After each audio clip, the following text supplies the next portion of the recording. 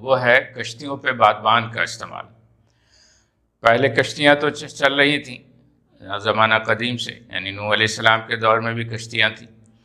لیکن کشتیوں کا بادبان کا استعمال اس طرح نہیں تھا۔ تو اس طرح اس کی وجہ سے یہ ہے کہ کشتیوں کو کھینا، خاص کر کے جب بڑی کشتیاں بنائی جاتی تھیں تو ان کو چلانے کے لیے ایک بہت بڑی تعداد میں لوگوں کی ضرورت ہوتی تھی، اور اس میں بھی یہ ہوتا تھا کہ اگر پانی میں طغیانی آ گئی تو اس میں بہت صلاحیت اور وقت لگتا تھا۔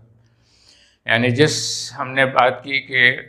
آپ اس کا اندازہ اس مثال سے لگا لیں کہ بحر روم سے جہاں پر